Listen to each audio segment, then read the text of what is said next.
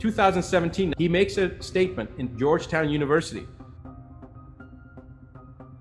And you've probably seen the footage where he comes out and he says, this present administration will experience a surprise pandemic.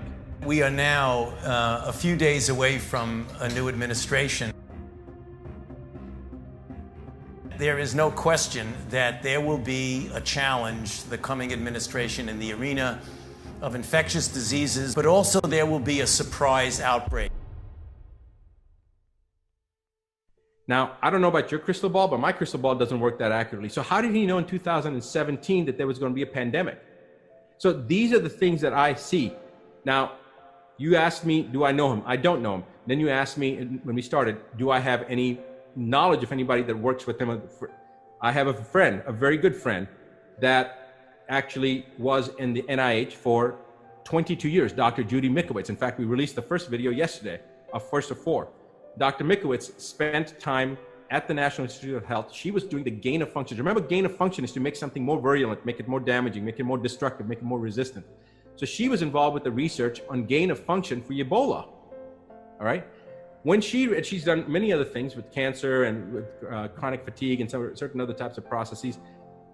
When she realized that some of the research that she was involved in was actually causing the vaccines that were being derived from the research she was doing were actually causing autism, was actually causing cancer, the stuff that people label as conspiratorial, right? This is a 22-year veteran at the National Institute of Health doing research.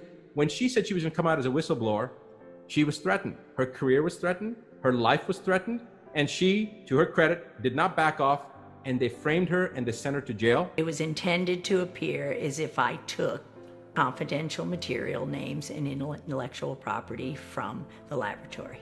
And I could prove beyond a shadow of a doubt that I didn't. Heads of our entire HHS colluded and destroyed my reputation, and the Department of Justice and the FBI sat on it and kept that case under seal, which means you can't say there's a case or your lawyers are held in contempt of court. So you can't even get a lawyer to defend you. So every single due process right was taken away from me, and to this day remains the same. I have no constitutional freedoms or rights. The biggest misunderstandings of science that is causing one of the bigger problems. And this misunderstanding is this, the idea of vaccination. I say, what's the idea of vaccination? Well, I'm going to inject into you some foreign stuff, and your immune system is now going to create a response and have a memory to fight that foreign thing. I say, how'd you put that vaccine? I said, well, I used a needle and I injected it in there. I said, you have just bypassed one of the most intelligent organisms in the entire planet, not us, our body. There's more intelligence in our cells than we have, because our cells can do things that we can't even manifest in our technological world. I go, here's one of the biggest problems that I want to address, and I need people to understand it, and that is this. We already have a very functional mechanism for vaccination. Before doctors were here, people have been vaccinated for years before medicine. What do you mean vaccinated? And here's the point. There's a total misunderstanding of what is a tonsil. If you read the conventional book, a tonsil is protection. I said, protection from what?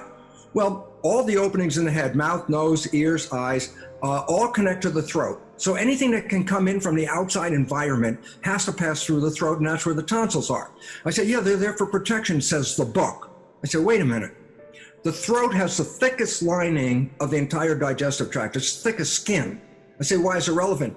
If there was ever going to be an infection in the digestive tract, the last place in the entire world that would occur would be in the throat.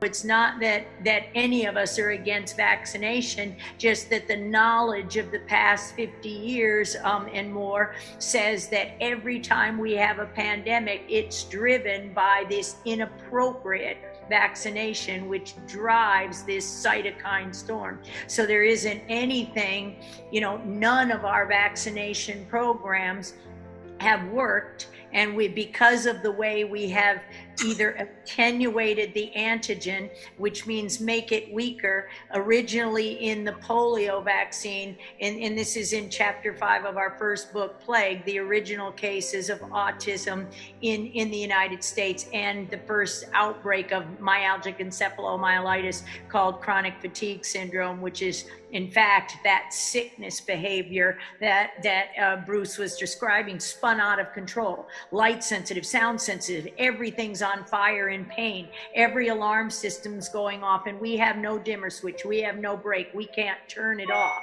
And it's a horrible disease that is said to be psychosomatic. You're just crazy. You're not sick. When every alarm constantly goes off in your head and you're in total anxiety and you can't control those thoughts, that's because what was injected or what's being reactivated is controlling your thoughts with you. And that's the abnormal expression of all of these viruses. The immune evolution has been completely disrupted by the injection. In terms of vaccination, there's a fellow over there, my son, Jamie. He's a massive, strapping 20-odd-year-old, and he has never had a vaccine, never ever vaccinated. Yeah. And he and my grandchildren have never been vaccinated, right? They've been going to school with extraordinary records of attendance without illness, while all their vaccinated mates have a much lower attendance record because they're off through illness. And I say this, when people say, well, if you let your child go to school unvaccinated, what about my children that have been vaccinated? And you go, well, hold on, they've been vaccinated, haven't they? So they're all right, aren't they? Yeah. Well, no. Well, exactly. Why do people, kids in epidemics, why do vaccinated kids get what they've been vaccinated against, and non-vaccinated people don't get it? Because it's nothing to do. You know what non-vaccinated people have? They have an immune system on fire because it's been allowed to develop as it should. What you've got, look at it. You've got this absolute tidal wave of toxicity being systematically injected into a still emerging immune system, still developing immune systems. They're never going to be the same as they could be ever again because of it. There are a number of people who've worked in the vaccine industry, doctors, etc., who've come out, whistleblowers they're called, and said actually vaccines are not protecting people from disease, they're giving people disease. And it's a complete con. I mean, where is this coming from? It's coming from the pharmaceutical industry, one of the most corrupt and disreputable and disgusting and evil cartels on the planet. I mean, it even gives the biotech industry a run for its money, and that's saying something. So this is where this is coming from. And even if it's beyond this, but even if you take just finance, does the pharmaceutical industry make money from people being well or people being sick? Their worst nightmare is a healthy world. So this is where we all owe it to ourselves to do due diligence. Audience, you know yourself better than anyone else. You know if you've cared for your body over the years. If you haven't, this is an invitation. You've got some time now because we're on a lockdown. This is an invitation maybe to be a little more aware of the nutrition. What is it you're putting into your body? Is it the best that you have? Is it live food or is it processed food?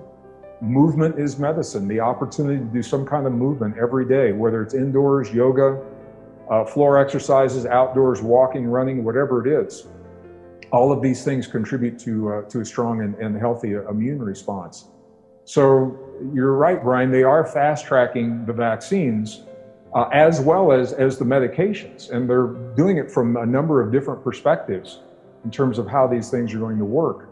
But my personal belief, is that if we honor our bodies, we don't need those external support systems